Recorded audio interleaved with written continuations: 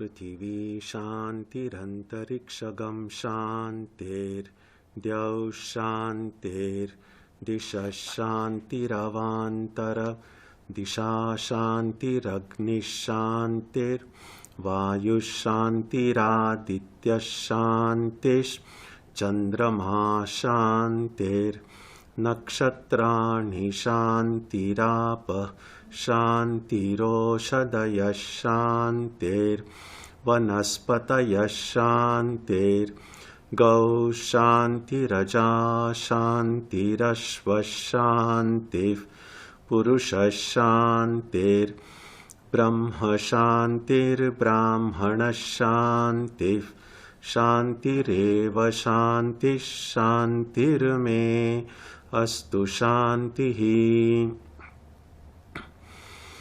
May there be peace on earth and in the sky. May there be peace in the water and in all directions. May there be peace in the plants, in the trees, and in animals. May there be peace in the hearts of all beings. May there be peace in everyone and in everything. Sarvetra sukhinas santu, sarve santu niramayaha, sarve bhadrani pashyantu, ma kaschit dukkha bhag bhavet, sarvastaratu durgani, sarvo bhadrani pashyatu, sarvas sadbuddhimapnotu, sarvas sarvatra nandatu. May all be happy and healthy, may all see what is good, and may no one experience misery.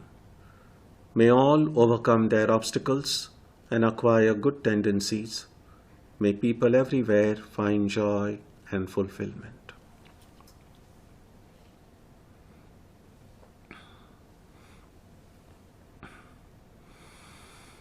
Let us now spend some time touching the center of peace and joy in our hearts. A good way to begin the practice is to withdraw the scattered energies of the mind and bring them to rest on one point. That point can be our own breathing. Let us therefore practice breathing with awareness.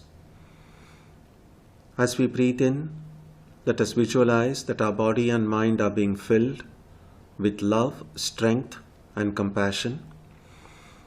And as we breathe out, let us release all the stress, anxiety, and exhaustion in the body and mind.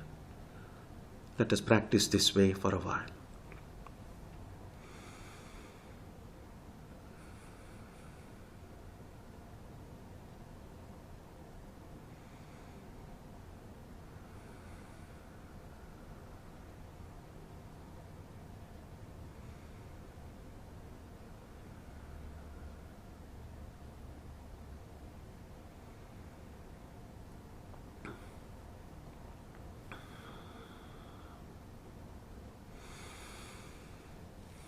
Let us now turn our attention to the region of our heart. Although God is present everywhere and in everyone, the Divine Presence can be felt most clearly in our own hearts. We can meditate in any way we have been taught. To remain focused, we can take the help of a short mental prayer or a mantra or a divine name. Let us now spend some time dwelling on the presence of God in our hearts.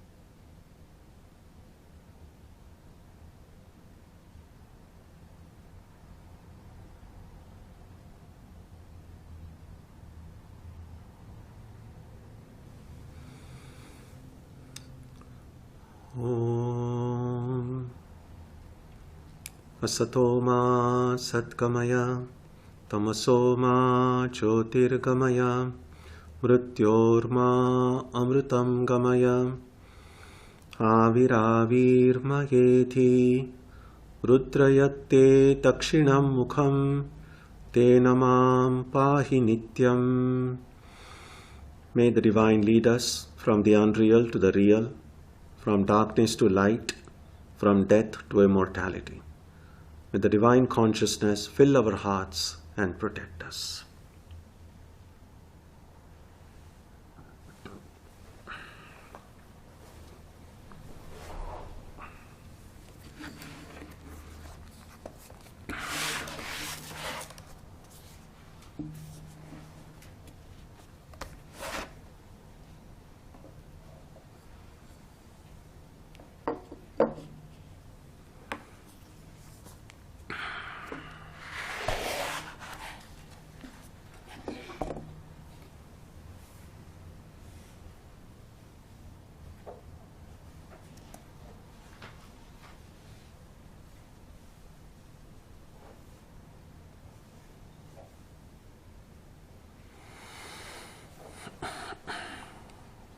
So we begin today on verse number 97.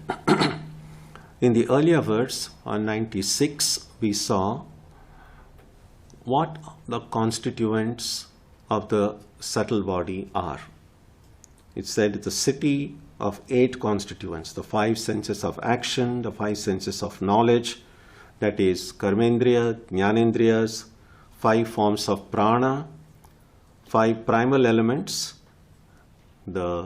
which are sometimes called tanmatras, that sukshma bhutas, and the 4 forms of the inner instrument, namely mind, chitta, ahankar, and buddhi, and then ignorance, desire, and karma. So sometimes when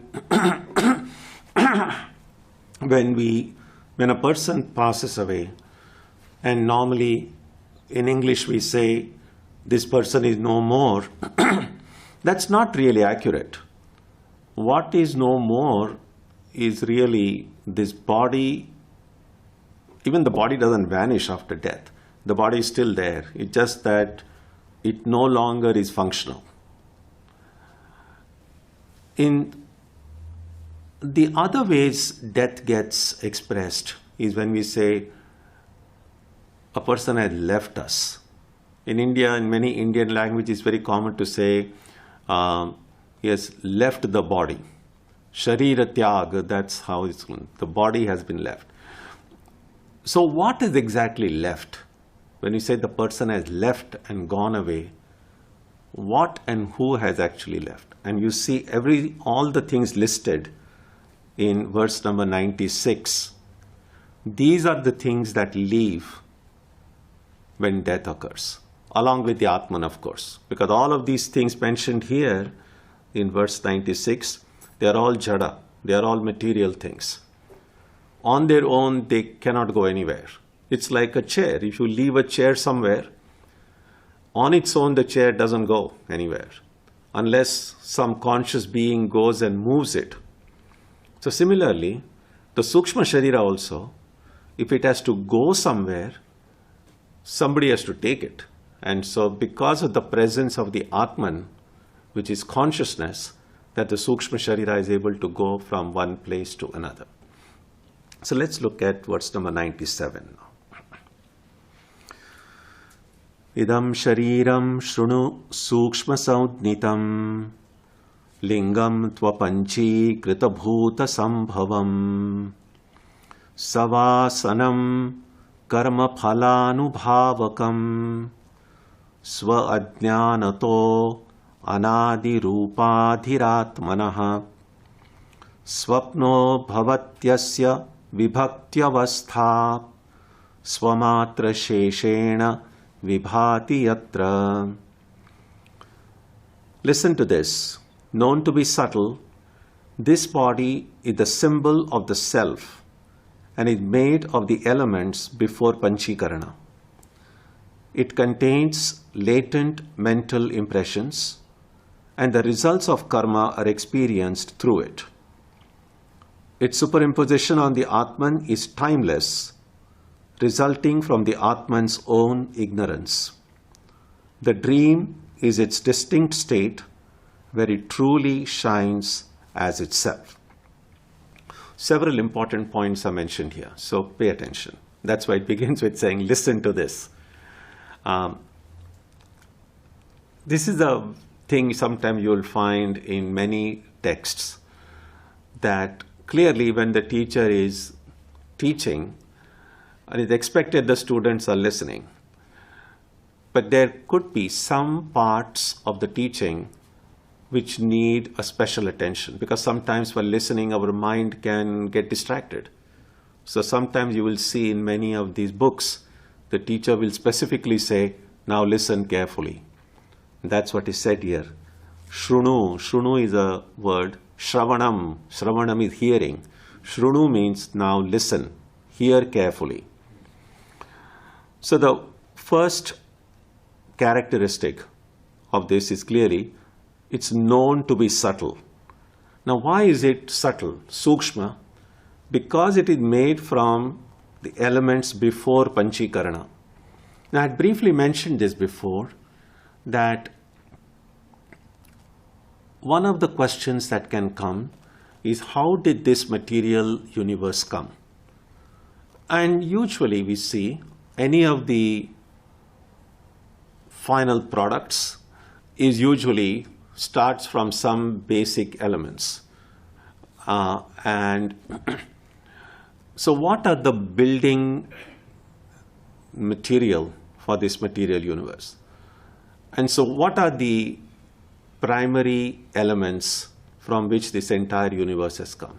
And oftentimes these are reduced to 5 in Vedantic worldview. The first is space. In Sanskrit it's called Akasha. From Akasha or space comes air, that is Vayu. Akashat Vayuhu, Vayor Agnihi. From that comes light, from that comes water, and from that comes finally earth. Now, as I said, all these terms are extremely in a subtle form. Even the space is not this space, whatever idea of space we have. All of these things are in an extremely subtle condition. So although we are using the word light, water, earth, don't think about the light, water, and earth that you are aware of. So these raw building materials or the material universe, they are in an extremely subtle state.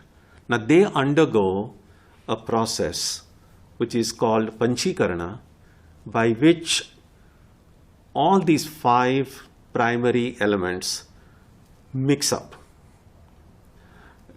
And when they intermix in a certain proportion, they become a little bit more tangible. They are still very subtle, but more tangible than the original thing. And they go into intricacies about how this process occurs. Very simply, it's this. If you, let's say if you take, I'm just using now the terms that we are familiar with. So let's say you take one atom of space. Again, don't mix it up with the atom that we know. It's been the smallest particle. If you take one atom of space and you divide it into half, now you don't have to remember all this, but just to give you an idea. So if you take, or I think it's even much easier. So think about one unit as 100 cents. Okay. So if you take 50 cents of space and the remaining 50 cents, you divided it into other 4 elements. So you take 12.5 of air, 12.5 of light, 12.5 of water, and 12.5 of solid. You mix it all up.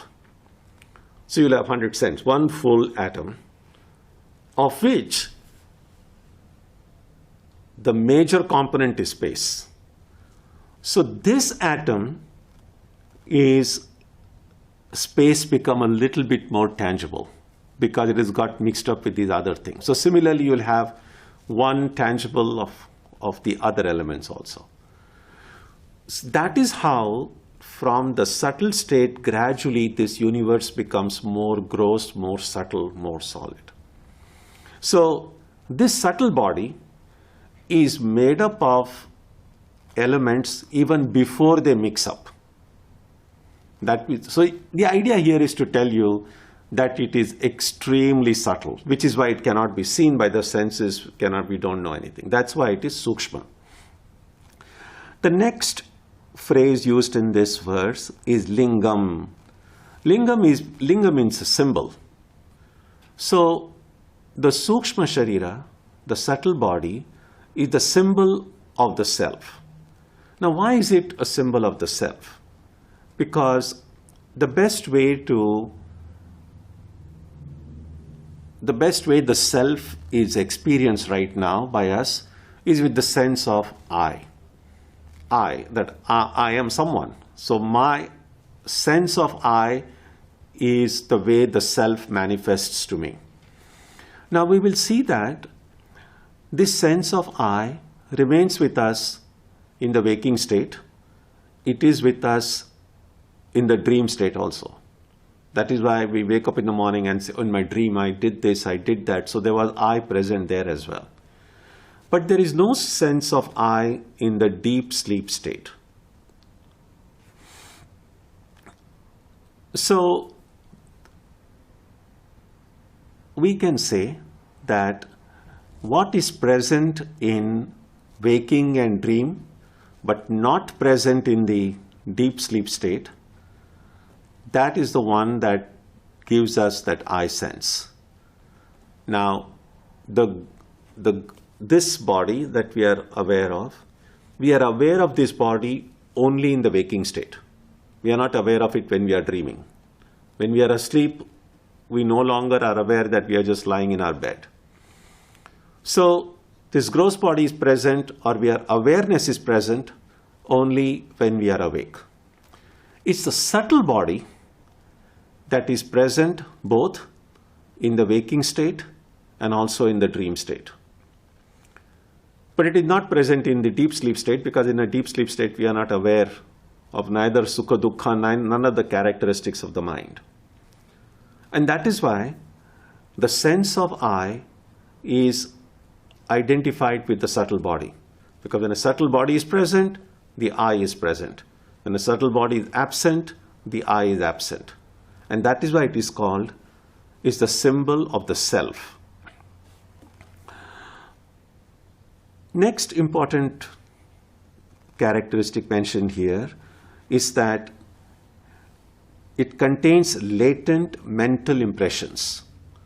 Mental impression means samskaras. The word here is savasanam.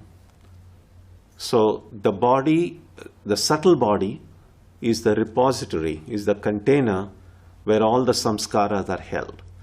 The mental impressions are created with every thought we think, every action we do. Now, thinking is an action. It's a mental activity. And there is a physical activity and mental activity. Every activity will leave an impression in the mind. And these impressions are stored in the subtle body. This is important because these are not stored in the gross body. So the samskaras that we have don't die when the body dies. So the samskaras that are present in our subtle body now are the samskaras that we have acquired not only in this life, but in all of our past lives. So it's a huge container.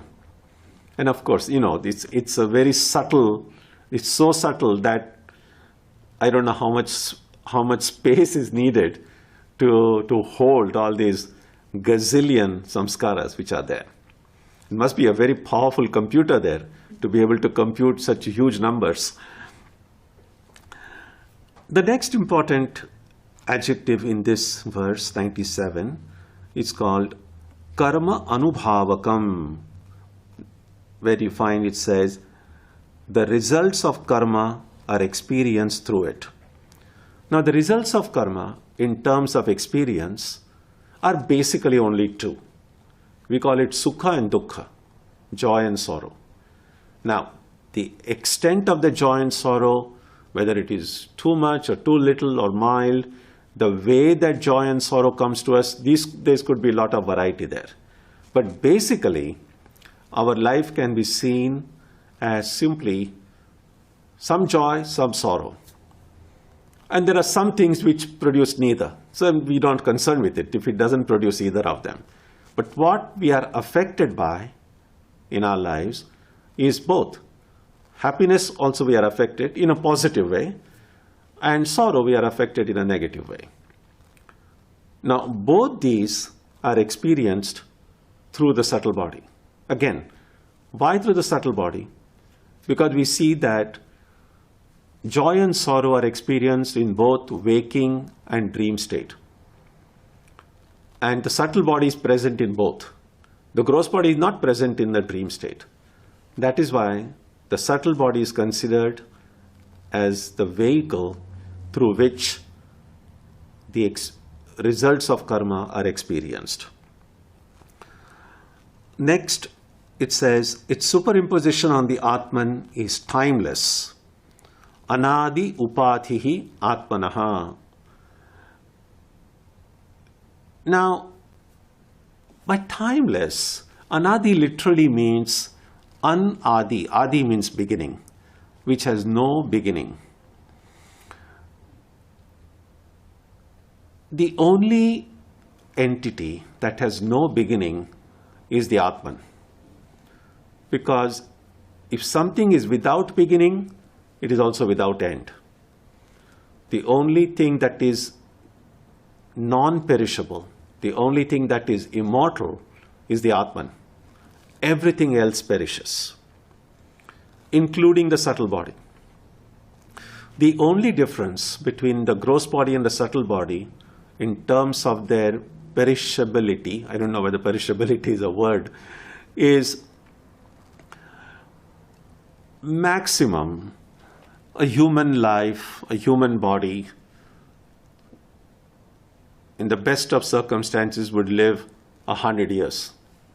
Give a few years plus or minus. That's the extent to which the human body survives. But so the physical body, the gross body, the sthula sharira perishes in a few years, every few years. But the subtle body also perishes, but it will perish only when we become enlightened, only when we realize God, only when we get moksha, only when we become Jivan Muktas. That's the time for the subtle body to go. So the goal, if you like, is not so much destruction of this body, because it's no use. This body goes, another body is going to come. But can we kill the mind itself? Because all the seeds for future birth are in the mind. And as long as the mind survives, there is always the possibility of coming back into this messy world again. And so we have to find a way of destroying those seeds in the mind, destroying the mind itself. So the seeds will automatically get burnt. Now, and therefore the subtle body is also perishable.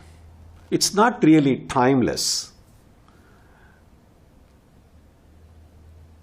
but it appears timeless because we cannot say when it started. That's true with ignorance. Any ignorance. For instance, now, if you do not know the Japanese language, if you want, say, someone starts speaking with you in Japanese and you say, oh, I don't know Japanese, I am ignorant of Japanese. And this person says, oh, you are ignorant of Japanese. When did your ignorance start? Well, what can you say? I mean, we have no idea. So, it's not just ignorance about God. Any kind of ignorance, we have no idea when it started, because it's definitely started, because that which has a beginning has an end. And my ignorance of Japanese language can end if I go and take a few classes and learn Japanese, then my ignorance ends. So ignorance is something that has a beginning, that has an end, but because we don't know when it began, it just seems as if it's been there forever. So if you ask someone, it's like, when did this whole creation begin? And people might throw some numbers. If they have read some books, they might say, oh, it's the Big Bang and so many billion years ago. Nobody really knows. These are all theories. So all that, in a general sort of way, people will say, oh, this world has always been there. My parents saw it, my grandparents saw it, we read in history, it's been there for several thousand years. So it's always been. Now, literally, it's not always been there. It started at some point. So it's only in that sense you can say that it's timeless. Again, if you want to go back to the snake and the rope. So if you mistake the rope for a snake, then you are ignorant of the presence of the rope there. When you say, well, when did that ignorance of the rope start? You have no answer. It's always been there. But that ignorance will disappear when I switch on the light in the same way. Then look at the last line. The dream is its distinct state. Now, why is the dream the distinct state of the subtle body? Because it's only in the dream state that we have a clear idea about what the subtle body is doing. The subtle body is present even in the waking state. Right now, we are all hopefully awake. And so the subtle body, the gross body is active, and the subtle body is active as well. But because there are two of them who are active, it's not always clear what exactly the subtle body is doing right now, other than from whatever we have read from books. But if you go to the dream state, it's very clear that the gross body is unaware of itself. So whatever happens in the dream state is done entirely by the subtle body. And that's why it is said the dream is its distinct state where it truly shines as itself. In other words, in the dream state, we know exactly if you think about the dream world as a movie, then the producer, director, actor, cameraman, the props, everything is really just the mind. And so that's why in Sanskrit they say the agent of action, the karta, the instrument of action, the karana, the object on which that action acts, that's called karma. The action itself is called kriya. The space where that action occurs is called adhikarana. All of these things are the mind. So if you in your dream, you see that you have gone to the Bahamas or to Hawaii. So when you see yourself in the dream visiting Hawaii, the self that you see, the yourself whom you see in the dream, other people that you see in the dream, that is just the mind itself. The entire Hawaii is the mind. What illumines that place? When you go and the sun is not there because your eyes are closed, you are fast asleep. So the lighting for your dream world is also provided by the mind. So it's just the mind doing all the various roles and making this movie of the dream possible and making it so real that as long as we are in the dream, we don't even know it's a movie. It all appears very real as all this. And that is why it is said, the dream is its distinct state where it truly shines as itself. Verse number 98.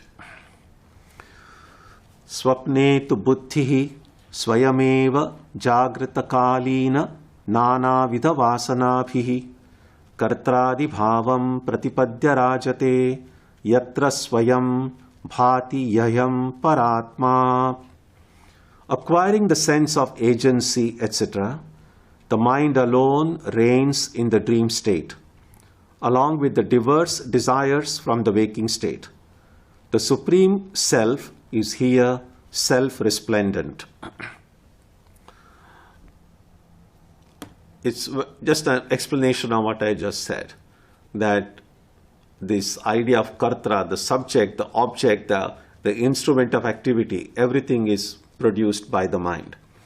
Now, from where does the material, the story, if you have to have a movie, there has to be an interesting screenplay. There has to be ideas. Someone has to write the narrative part of the story. From where does the material for that come? And that is said from the diverse desires from the waking state.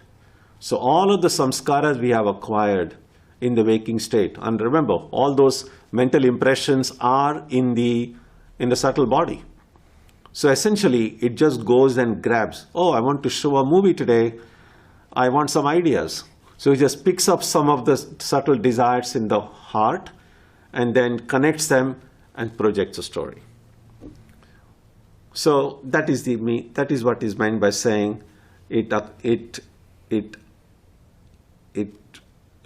mind reigns in the dream state and acquires the material from the diverse desires from the waking state. The Supreme Self is here self-resplendent. Now again, what is meant here is that in the waking state, we have the mind, the senses, there is the light of the sun. So we have all these other things. So it's easy to feel we know how perception occurs. But when we go to sleep, all of these things are absent. When we close our eyes, it's all darkness. Whether the sun is there or not makes no difference. Even if you sleep during daytime, once you're asleep, that sunlight is of no use. So where does the light come? The light comes from the Atman. And so that is why it is said the Supreme Self is here self-resplendent, because that light of awareness, which makes it possible for us to see the dreams, could not have come from any other source other than the Atman. And we can know it only in the dream state, because in the waking state, there are lots of other sources of light. So we can have some doubt about from where that light is coming. In the deep sleep state, the Atman is present, but there are no objects to light. So there is nothing to see. So the only place where there is something to see, but there is no other light available. And that is why the Supreme Self is here self-resplendent. That's the idea. Verse 99. Dhimatraka upadirashesha sakshi na lipyate tatkrita karmaleshaihi yasmat asangas tata eva karmabhihi na lipyate kinchid upadhina kritaihi. The witness of everything is not affected by any work done by the mind, which is its only superimposition. Being unattached, the self is not affected by any work done by its superimposition. So this is something that idea will occur again and again throughout Vedanta texts. That although the Atman, which is covered by the subtle body, which is covered by the gross body, we speak about layers over the Atman, they seem to be connected and are yet not really connected. To some extent we can understand that. For instance, the clothes that we are wearing. So yes, the clothes are another one layer that we put on ourselves. But if the clothes that I'm wearing, if they get torn, even if I look upon myself as just a human being with this body, if the cloth is torn, that doesn't mean the body is torn. Although the two are, one is a layer, that which is inside is not affected. At least here, both these are material things. The clothes that I'm wearing and the body, both are material, and they seem to be directly in contact with one another. But in case of the Atman and the gross and the subtle body, they are not even both material. The Atman is non-material and the subtle body is material. So the question that sometimes gets asked is it possible for a material and non-material things to be associated in any way? And the answer is no, because their natures are completely opposite. If the non-material entity, the Atman, is seen as light, then all the material things which ultimately are the result of ignorance, they are just darkness. And how can light and darkness be together? How can they be associated? What does it even mean to say that light is covered by darkness? Can darkness cover light?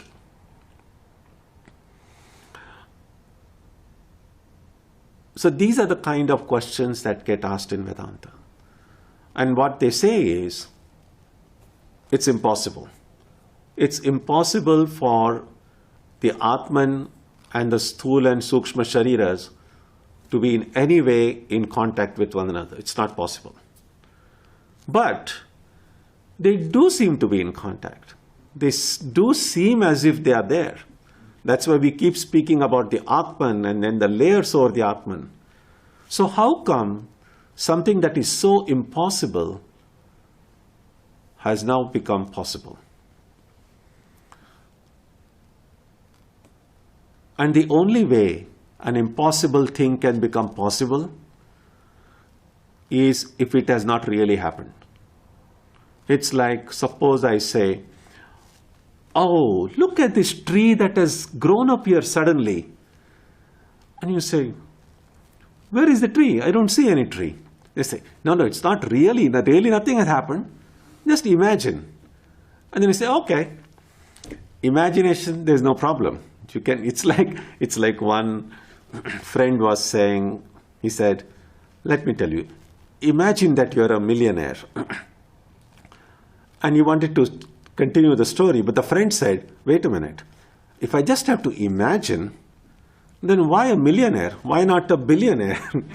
So if you have to imagine things, there is no limit to what we can imagine. We can imagine impossible things. But really, no. Exactly in the same way, can the Atman be covered by this gross and subtle body? No. Can we imagine if it is covered? Of course you can imagine. You are free to imagine anything. So that is what is meant here by saying that the witness of everything is not affected by any work done by the mind. So the example that is sometimes given in books is of the light of the sun. So in the light of the sun, people do good things. People do wonderful work, charitable work. They help and they do really good work during daytime. But there are also people under that same light can do terrible things. Presently, a big war is occurring there. People are dying. Atrocities are being committed. Now, the sun itself, the light of the sun is not affected. Although the light of the sun makes it possible to do either good or bad acts, the light itself is not affected by what actions are committed under the sun. So that is the example sometimes given to show that the Atman is not affected. by whatever the body does. Body is affected, yes. If I eat junk food and keep on eating it, then my health is going to break down. So the body is going to be affected by it. Not the Atman. The Atman is always eternal, unchanging, and in fully blissful condition. Similarly, if I put junk ideas into my mind, unhealthy ideas into my mind, the mind is going to be affected. And there could be lots of mental problems and illnesses. But the Atman is not affected. You can also think about a movie screen. So sometimes in the same screen, some very comedies are projected and people go and have a good laugh over it.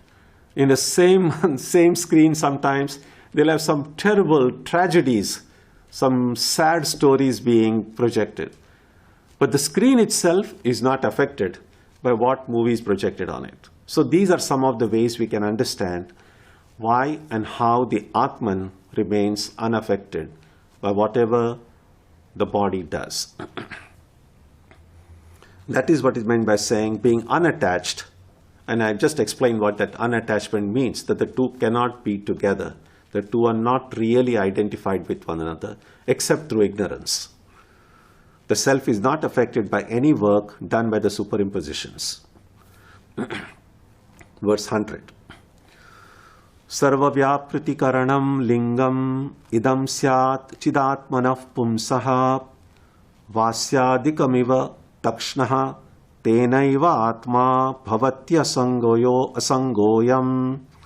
The subtle body is the instrument, like those of a carpenter, for all activities apparently done by the Atman, which is pure consciousness.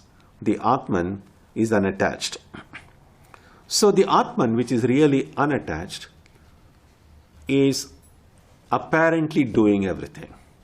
So throughout the day, we say, I did this, I have to do this. I feel as if me, the self, is doing things. Now the self cannot do anything without an instrument. I mean, a simple way to understand that would be electricity, the electrical power. We know that in order to get this light and to have all these different gadgets working here, we need electric power. But the electric power by itself can't do anything. I will need these fixtures for the light to come. I'll need these different gadgets for them to do the different things. So we could say that electricity is giving light, but it could not have done without these fixtures. So similarly, the Atman is doing everything, but the Atman cannot do anything unless it has some instruments. And the instrument in the hand of the Atman, again I'm using the word hand, Atman and no hands really. So the instrument which the Atman uses is the subtle body. That is why it's said here, the subtle body is the instrument, like those of a carpenter. A carpenter can have all the skill to do some woodwork and produce items. But when a carpenter simply with, oh, I know how to do it, can just make it. And a carpenter will also need some instruments to do that. So the Atman by itself is unattached. And again, why is the subtle body the instrument? Because the activities occur only in waking and dream states.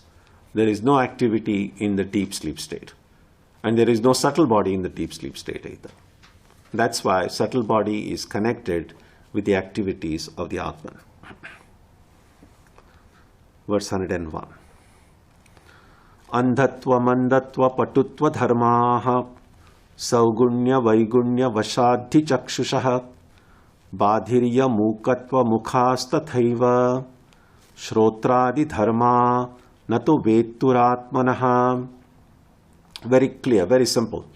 Blindness, weakness, and sharpness are conditions that belong to the eye and are due merely to its being healthy or defective. Deafness and dumbness are similarly conditions of the ear, etc. None of these belong to the Atman which is the knower. One way, again, these are very simplistic analogies. It's a little bit like the difference between software and hardware, for instance.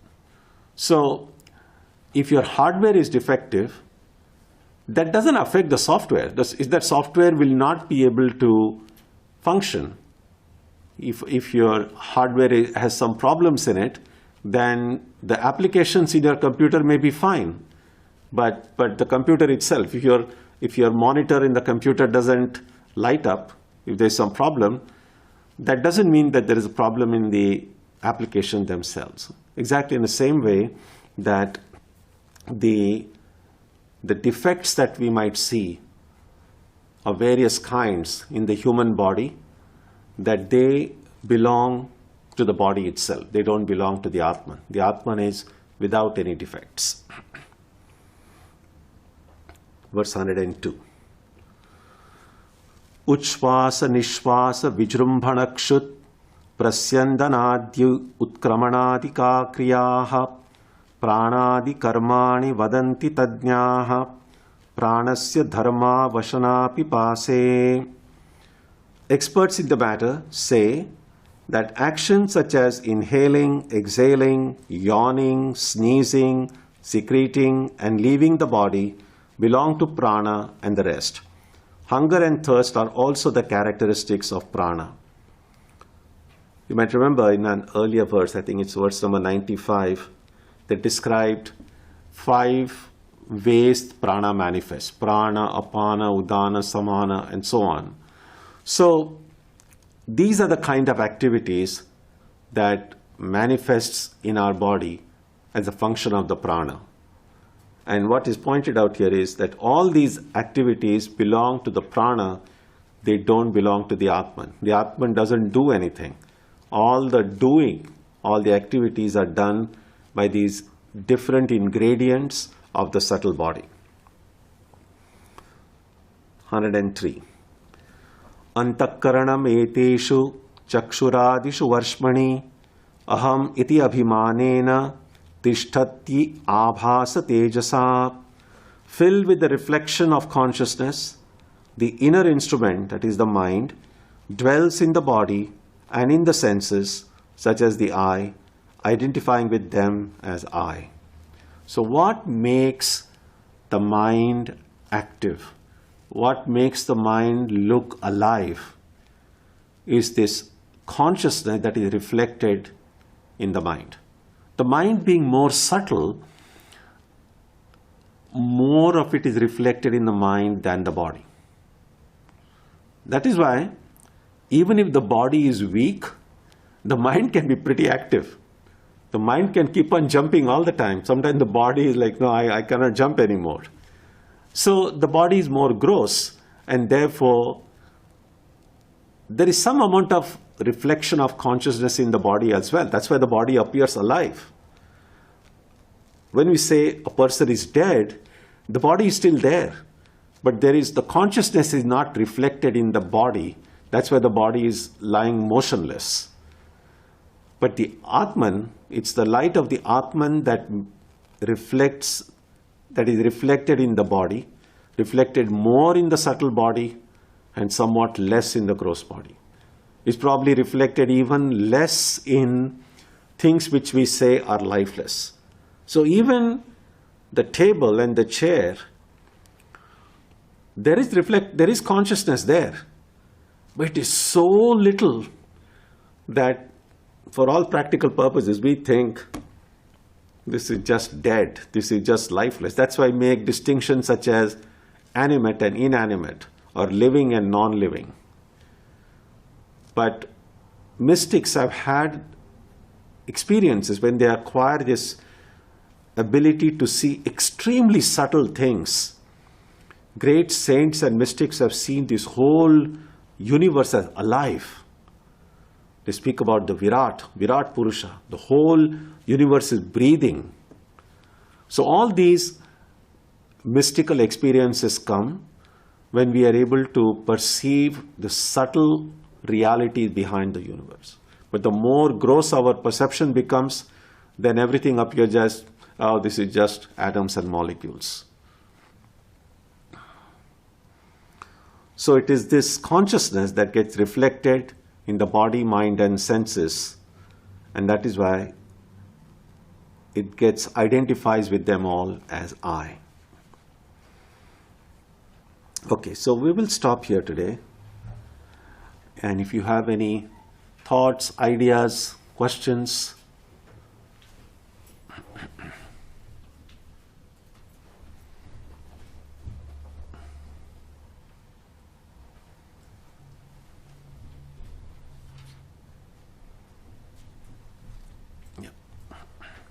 yeah, come.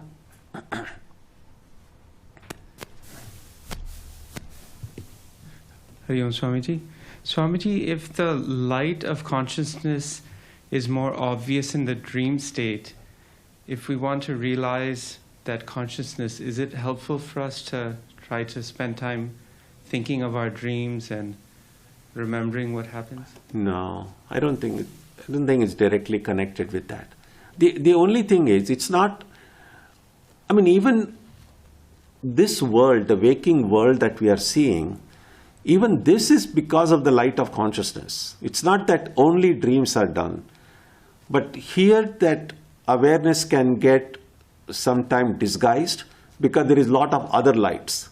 So if I say, oh, how are you able to see the tree outside your window? Oh, because there is a lot of light, I'm able to see it. I'm not thinking that is the light of my awareness. But in dream, this external light is not available. That's why in dream it is easier to imagine. Although without the light of awareness, none of the three states will be visible to us. So it's not as if it's present only in the dream state. Yeah. Yeah.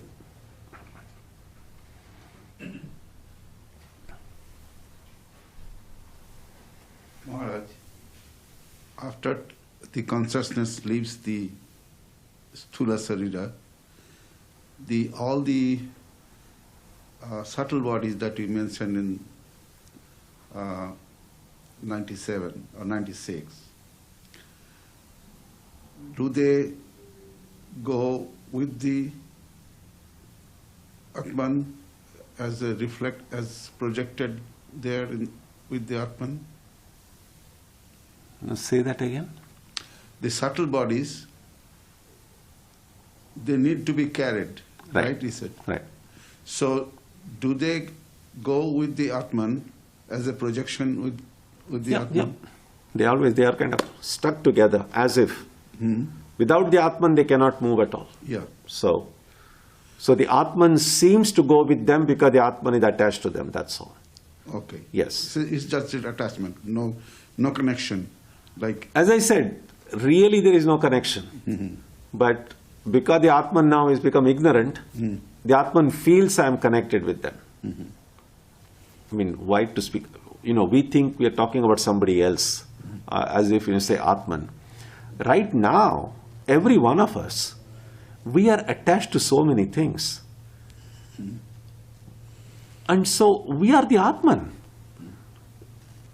None of these attachments belong to us. So all of the attachments we have are through the body and the mind. You see? Yeah. Therefore, in a state of deep sleep, we don't have any attachment because the body and mind are absent. Yeah. So all of the attachments that we have, it's helpful for a Vedanta student and a devotee to remember that all of our attachments are through the body and the mind. As long as I have the sense that this is my body, this is my mind, I cannot get over all the attachments. Only in a deep sleep state that attachment to the body and mind is not there, and all the other attachments disappear. So it is much clearer when we kind of apply to ourselves. Yeah. Because when we think about, the Atman going with the subtle body, it just seems like we are speaking about somebody else. Yeah. So it's essentially me, the Atman, going with my subtle body somewhere after I die. Yeah. Yeah. And in the Upanishad it is said, therefore, that when a person becomes enlightened, such a person doesn't go anywhere. there is a nice phrase there which says, Atraiva sarve praviliyante. That is, when in kind of just a regular death, only the physical body dies, then that body of course is cremated or buried, and then the subtle body and the Atman go away. But when a person is realized, then both the subtle body also remains here, doesn't have to go anywhere. Oh. Because the Atman is free. Okay. So people who are enlightened do not go anywhere.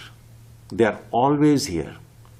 So that is why when we want to think about these enlightened ones, when we don't think about Ramakrishna or Buddha or Jesus, we are able to connect with them because they have never gone anywhere. Yeah. They are always here. The subtle bodies are here. No subtle body. Yeah, everything is perished. The Atman, as the spirit, they are here. Yeah, right. And those of us who are still attached to the body, we are the ones who go here and there. That's the idea. Yeah. And that's why one of the phrases used for the Buddha is called Tathagata.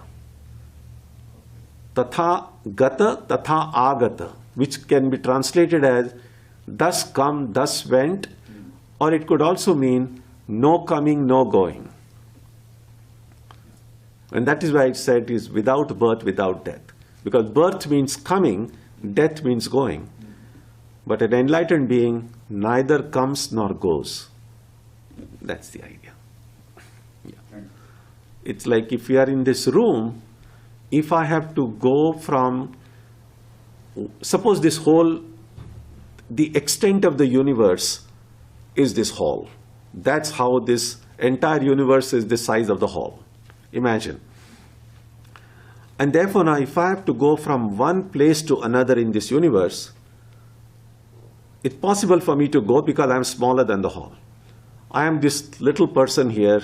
From point A to point B, I can walk, I can run, I can go. But suppose now I become as big as the hall. I fill the hall. So if I fill the hall, I cannot go anywhere in the hall because I'm already everywhere. And so that's what has happened to an enlightened being. An enlightened being is everywhere, therefore an enlightened being doesn't go anywhere. That's the idea. Yeah.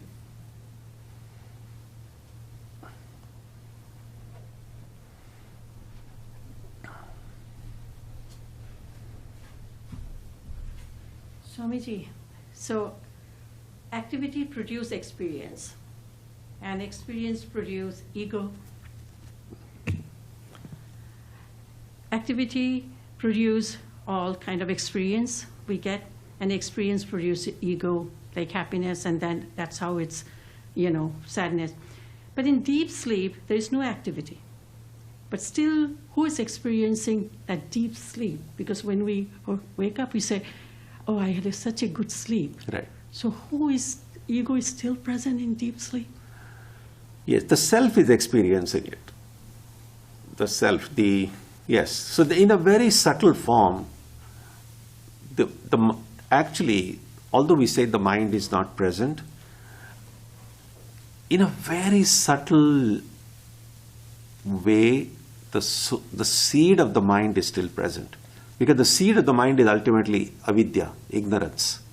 And ignorance is still present. So before going to sleep, if I'm a stupid person, when I wake up, I'm still stupid. But if a person enters into samadhi, then when that person comes out of samadhi, he is an enlightened being. So sleep is different, obviously. But I am present. The consciousness is present. So everything is being experienced by consciousness through the instrumentality of all these things. So yes, the self is present and the self is experiencing this great joy. But there is no instrument, any other instrument present in the deep sleep for me to express it. So when I wake up, that memory of that joy I had in deep sleep, and when I wake up I still have my senses and everything, so I'm able to say, oh, I slept so well. So yes, the awareness is present in deep sleep.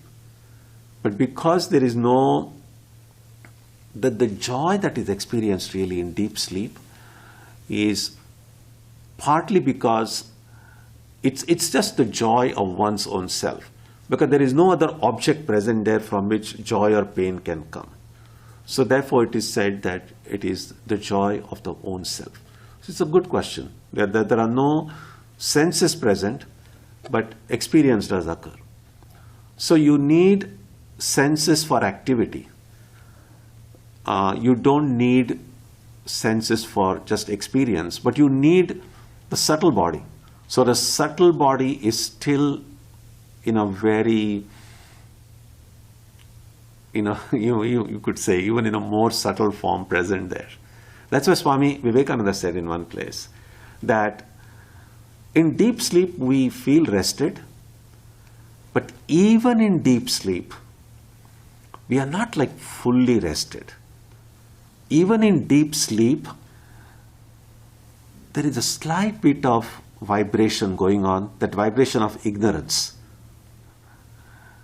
So only in a deepest meditation, in samadhi, we have a rest, or the real rest, which is even more profound than deep sleep. But short of samadhi, our best chance is to have as much deep sleep as possible, to feel rested. Although it's not like totally perfect.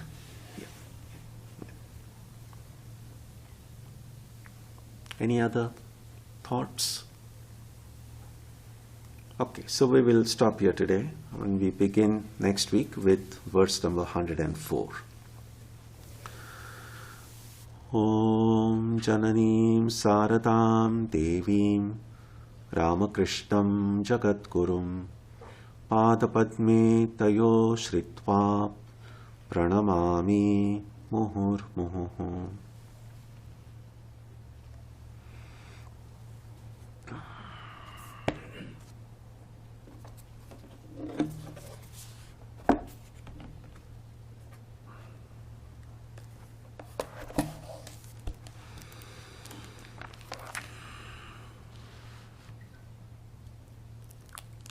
So on Sunday, we'll have the Rama Festival to celebrate the birthday of Sri Rama.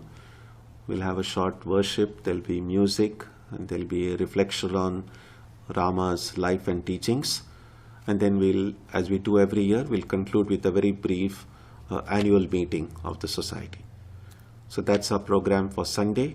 And next Wednesday, we will continue with our study of Vivekachudamani.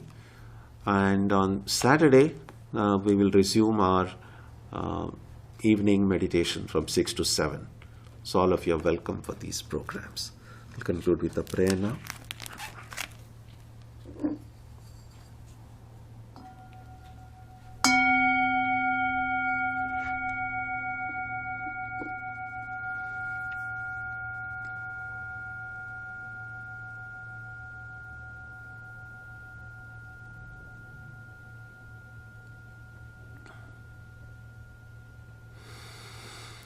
May the Divine Being, who is the Father in heaven of the Christians, Holy One of the Jewish faith, Allah of the Muslims, Buddha of the Buddhists, Tao of the Taoists, Ahura Mazda of the Zoroastrians, the Great Spirit of the Native Americans, and Brahman of the Hindus, lead us from the unreal to the real, from darkness to light, from death to immortality.